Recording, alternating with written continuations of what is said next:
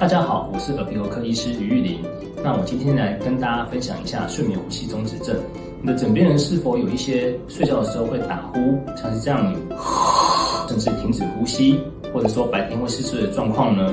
如果有这样子的话，请尽快带他们到附近的一些医疗院所治疗。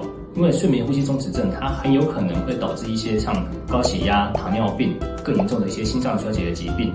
那到医院做检查之后，可能可以找神经内科、胸腔科或耳鼻喉科，甚至精神科做检查，再去评断说我们到底今天要帮他做什么治疗。